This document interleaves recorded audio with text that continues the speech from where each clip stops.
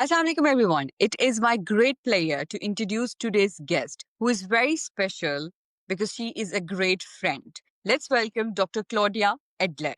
She is Deputy Program Leader and Lecturer in International Humanitarian Affairs at the University of York. With a deep expertise in international humanitarian law and human rights, she has dedicated her career to exploring and addressing critical global issues. Her impressive academic background is complemented by a wealth of experience in both the academic and practical aspects of the humanitarian affairs. Let's welcome her.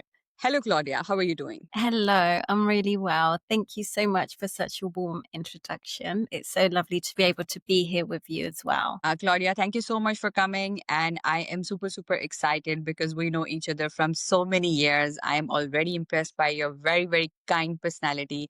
And of course, your name was among the top guests that when I made the list. Well, congratulations on your podcast. So that's really exciting to be able to have more women bring in sort of different perspectives. And I think partly some of the questions that you forwarded on to me were really refreshing because these aren't sort of topics, or particularly when we talk about humanitarian issues, conflict, disasters, a community response, these aren't new. But what is new is the perspectives in which perhaps I'm seeing them or experiencing them as well. So how can we talk about these from more of a sort of female feminist angle? Great. Thank you, Claudia. Your work is already instrumental in shaping the next generation of professionals in this field.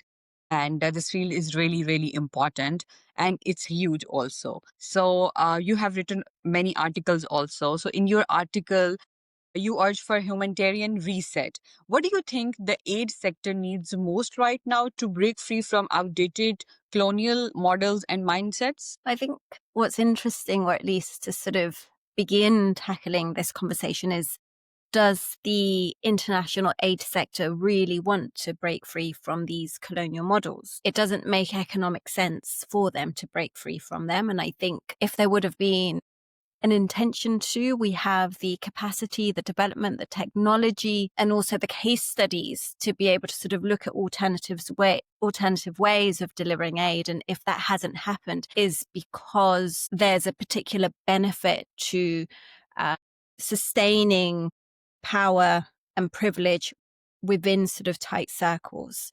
So where these colonial models hasn't worked, that is for the affected community. So I think when we look at the international aid sector, I think it's important to ask, or perhaps not group everyone sort of within the same category, because it's been very successful for what is sort of the expansion of the UN and sort of these major actors where they've grown wealthier and they've also been able to have sort of incredible influence. So in that sense, the system has worked perfectly. But it hasn't where we look at sort of, has this system, even though it's so big, it has so much influence and also money coming in. So in that, I think we've got to praise the system for it being able to sort of coordinate so many sort of governments and donors. But where the critique comes in, or at least some of my work where I try to explore, is that level of human suffering doesn't seem to be quenching.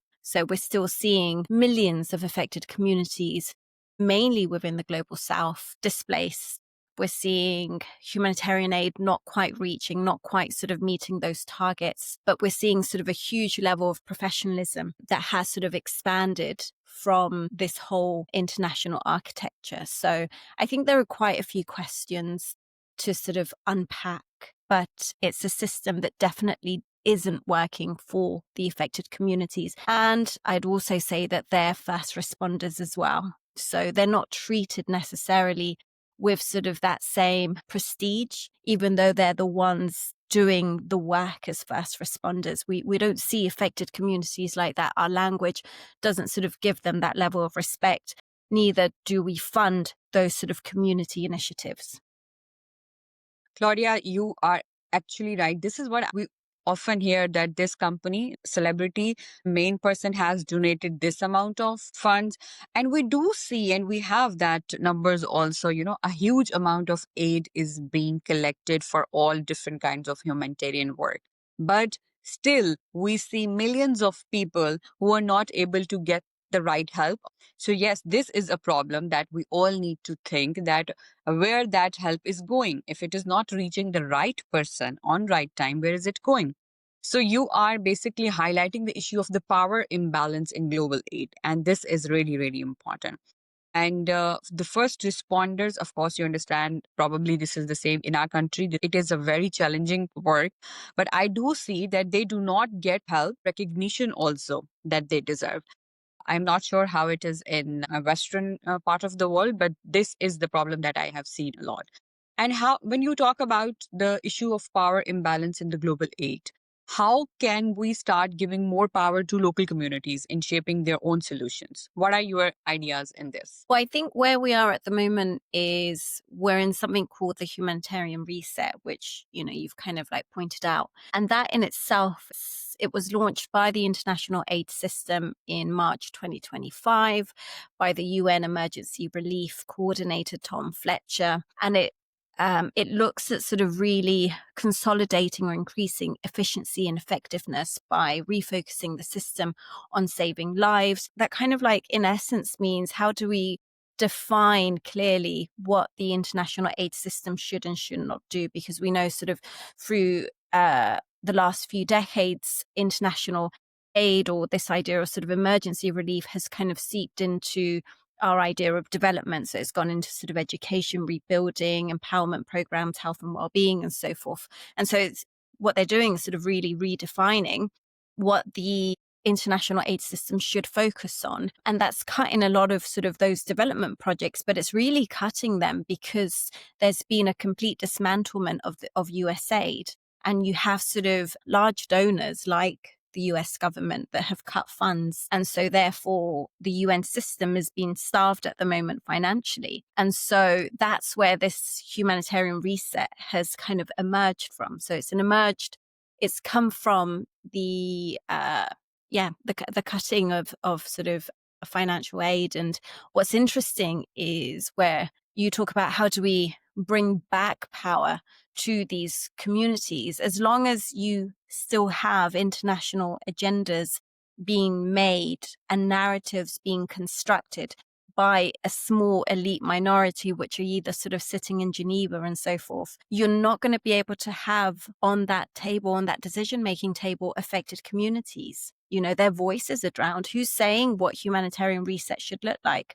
Where it's only a few which are really sort of discussing and consolidating those barriers, which, don't get me wrong, I think it's important for there to be a humanitarian reset, but how that's defined is what matters. And from what I can see, we continue to use the same methods, the same practices, wanting different alternatives. And what we continuously have is a replication of the same system where you have vulnerable communities, you've got people suffering, you've got women and children, and you have an expanding industry. So in essence, there's a commodification or a weaponization of aid, where I think it's been quite dangerous. Particularly what we've seen emerging in 2025 is this new rise of privatization, security companies coming in, or ex-military coming in and providing aid where they've taken place from sort of traditional actors who have worked with these affected communities, not great or not perfectly, but a lot better than sort of coming in and parachuting these sort of security contractors in the name of efficiency. And so what you have is a deliberate removal of care within the humanitarian system. And I think even if we look in retrospect and we look when we have our own crises, when we have our own family issues or health issues, you'll probably have your grandmother, your mother, your aunts coming in and helping, but it's all meshed by sort of people that care. And how you regroup and how you sort of face an emergency isn't done by efficiency numbers, and it's not on a spreadsheet.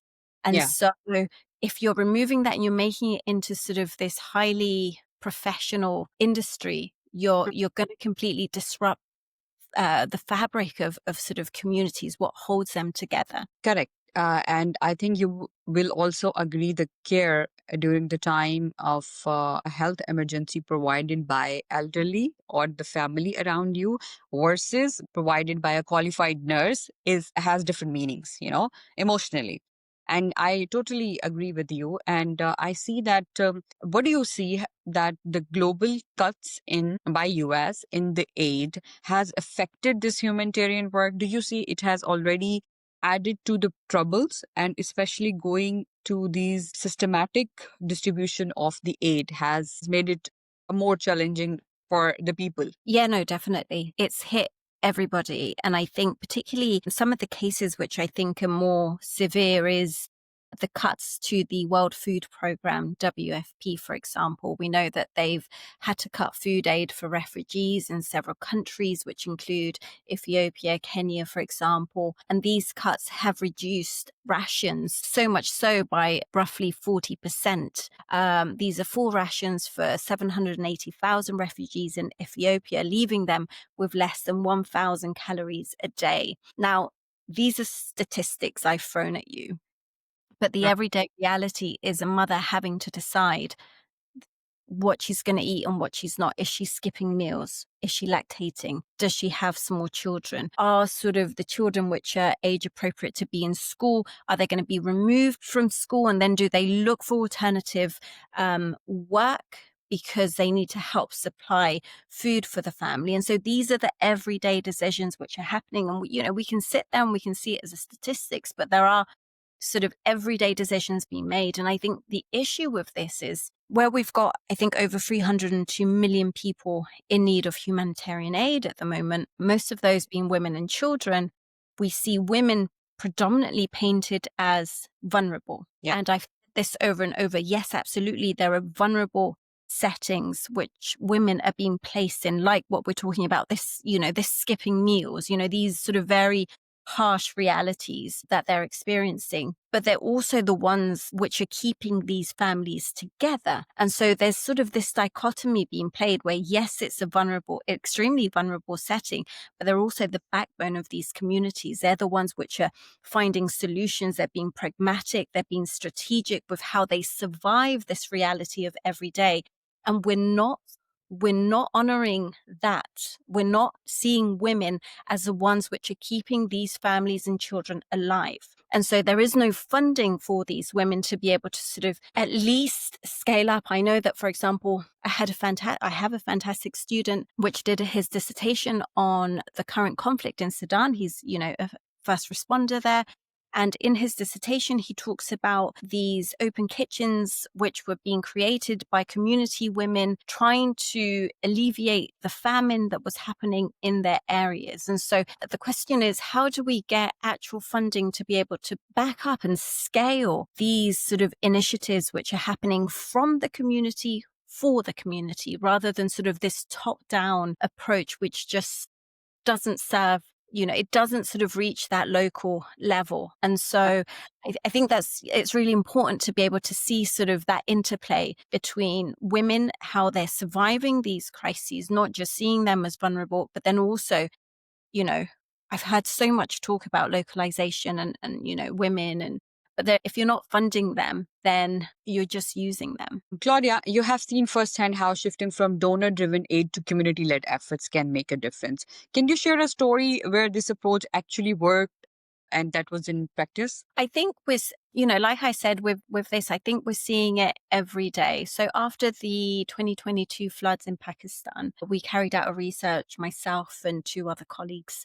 We carried out a research, and what was interesting, or what really sort of emerged from sort of that research findings, which is the report's now being published, is how communities themselves shared the little resources that they had, how they sort of regrouped. No one told them to, no one, showed them practicalities, but they were able to do that. They were also able to mobilize through Facebook to be able to sort of alert other communities that the floods were happening. And so you're seeing, I think, the idea that communities are defenseless. No, people survive. People try and survive the best they can. And so there are examples happening every single day. The issue isn't where and how these are happening. The issue is that this isn't being recognized at sort of that top level decision making. That's correct. There are a lot of inequalities, and I do agree with you. And I think when you are visiting all those area, you might see this very common everywhere. Philanthropy and charity, they are often reinforce inequalities. In your opinion, what needs to change for aid to be truly transformative rather than well-meaning? We've got some fantastic philosophies where we come from. I mean, where you come from, particularly from the global south, from Latin America, but also there's a philosophy that I grew up with in my household. And I didn't really sort of understand its significance until sort of later on in life, where whenever somebody is in need, we say what the saying goes, hoy por ti y mañana por mí, which is today for you and tomorrow for me. And this sort of like really addresses that power imbalance of sort of charity and, of charity, where it's, I bestow charity to you because I'm in a much more superior level. And so therefore I develop you, I help you, I save you. And it's this sort of savior complex that, that we have. And that's really important because it kind of shows that at that sort of community ground level, I understand that life is uncertain. And so therefore, within that uncertainty, I recognize the importance of being able to sort of provide support to my community because they will then at some point be providing support to me. And so there's a complete address in power there.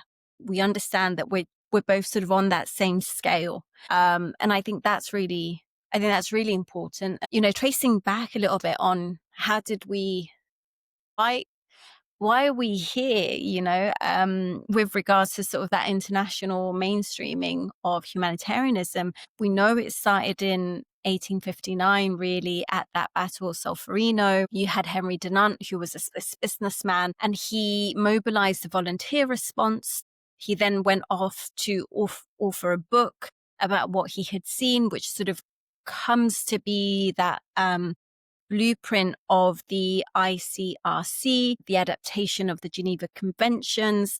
And so what emerges from what he saw and the idea of sort of suffering from both soldiers that were wounded, he understood sort of these 4 principles on neutrality, objectivity, humanity, and impartiality, which, yes, they make sense in a battlefield. But if we look at our current disasters and our conflicts, that's not where we are at the moment.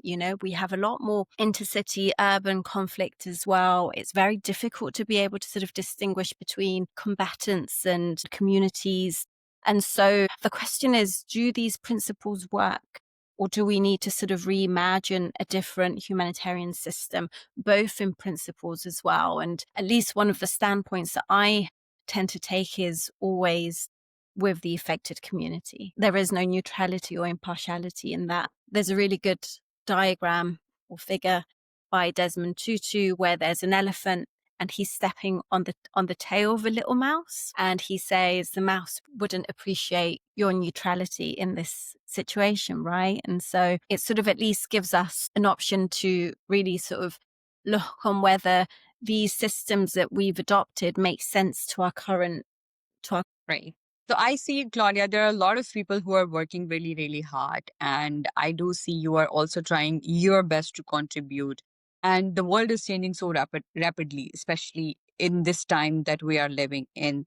How do you see the global politics influencing the future of humanitarian work? Gosh, massively. If we're looking at sort of the changes that have happened this year, I'd probably say that there's a want to overtake the whole humanitarian system and sort of introduce privatization as a new norm. And I think there what you'll see is a weaponization of aid. You'll see a more direct, I think, use of foreign policy and aid. And I think that's a really dangerous position to be in. I think that idea of sort of to commoditize human suffering is particularly dangerous.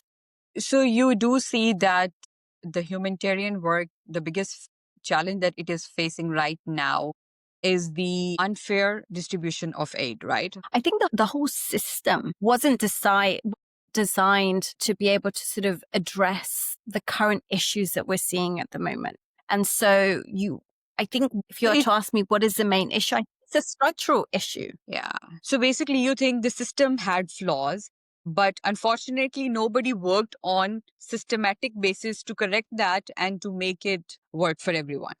Okay, yeah. So look at, for example, the Security Council. Look at your permanent members, right? Those countries that have the veto, the power to veto, for example. They do not include any countries from Latin America. They don't include any countries from Africa, from the Middle East either. And so that's that's a structural issue. That's a deliberate exclusion of sort of the voices from the global south. And you can't build on a system like that and then want different results, because right from its formation, you've got an exclusion of communities and sort of their voices. And so that's a structural issue. I think that's one of the main problems. And what's happened is, through sort of the decades, I think it's 80 years now, we'll be celebrating, we've already celebrated the 80 years of the UN Charter. But what you had is a system that wasn't made for today. And we've just continuously built on that foundation, wanting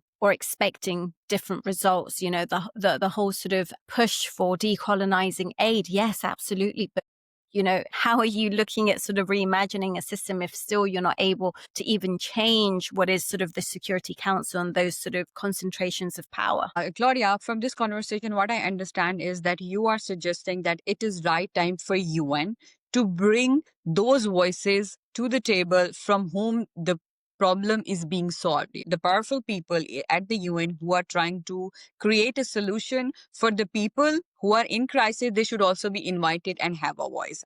This will be fair approach, and this is how the systematic flaws they will be able to cover them. I think this is the only way, because you are not giving the power to speak to these marginalized communities. How can you decide for them everything? So because West is Well, entirely that's different. it. West is entirely different. South Asia is entirely different. I'm sure you travel a lot and you see the difference of the culture, the economic challenges, and the infrastructural differences that we have.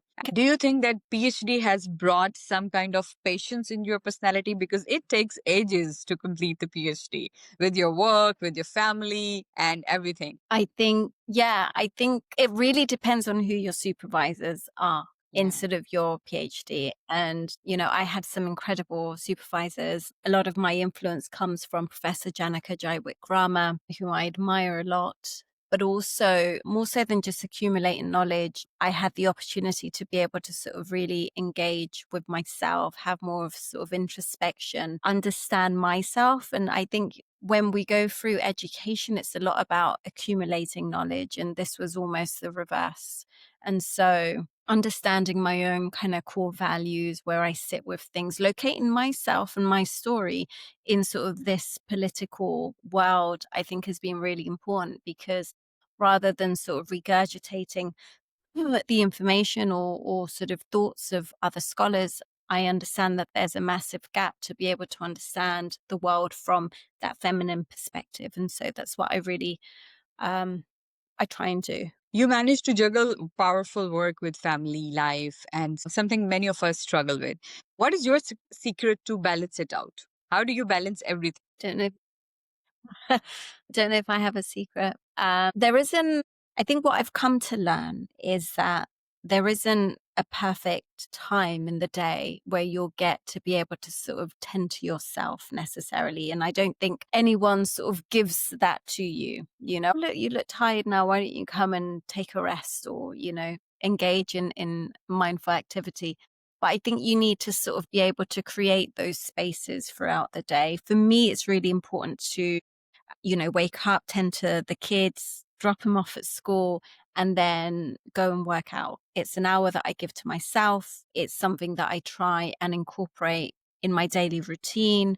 It's a non-negotiable. And I think where we sit with ourselves to understand what makes us healthier, happier, more relieved, I think you need to sort of begin to draw out which are your non-negotiables. How is it that I'm also prioritizing my health, my mental health, my eating, and just small things. The way that I talk to myself is really important. The way we talk to ourselves is really important. Sometimes we can be really dismissive with our own language and the way that those sort of internal thoughts. And I think addressing that as well and just being a little kinder to yourself is just as important in sort of creating an atmosphere where you're giving yourself that chance to rest, and also when you're working to be as productive and as effective as possible. Internal focusing is something that we do to ourselves and until the harm is done, and then we understand, yes, we've been doing it wrong. I'd like to ask you that how do you avoid the burnout and how do you channel the disappointment into encouragement for something that you were not able to do but you wanted to do? Because Yeah. at some point this happens to all of us when we really want to do something, but this is not turning out in our way. So disappointment will come all the time, but it's almost sort of how are we interpreting that disappointment? Am I understanding it as a lesson? Am I incorporating it? Am I accepting it, for example? So that's really important to follow through.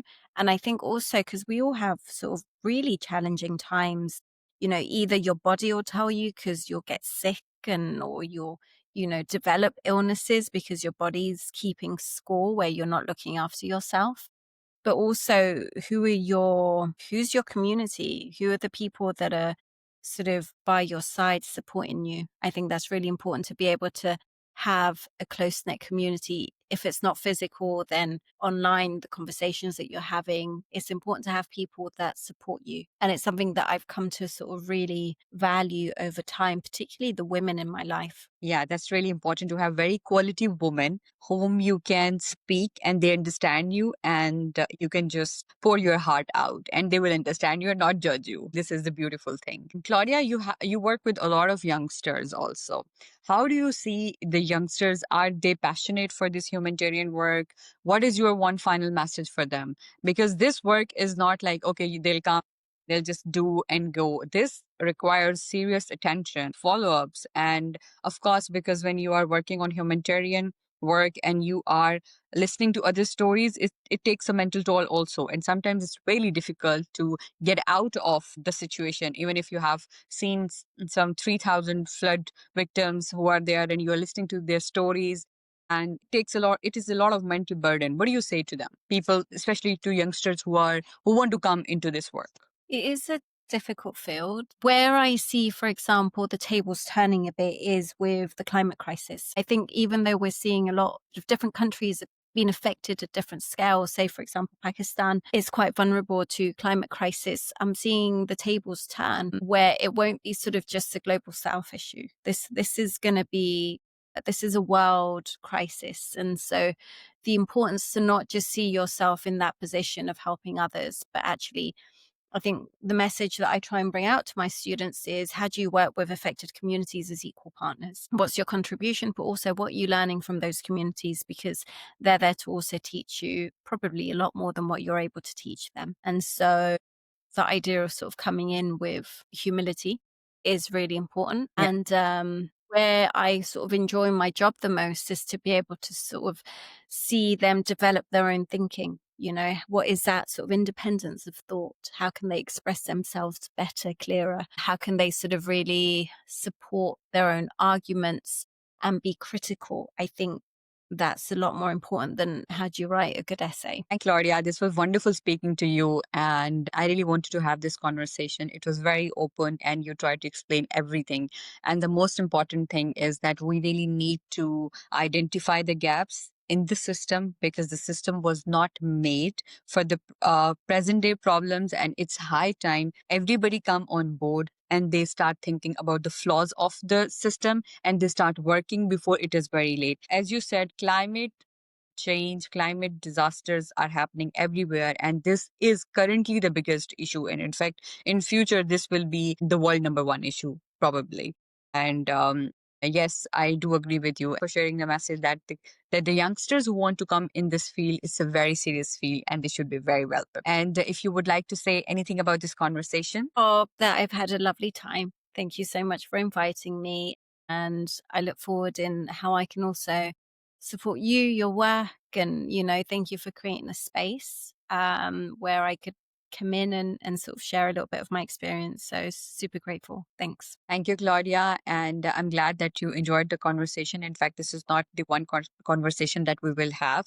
We will connect very soon again, inshallah, in 2026 early to have another conversation about youth. And thank you so much, everyone who listened to this conversation. Please drop your feedback in the comments, and I'll see you very soon again.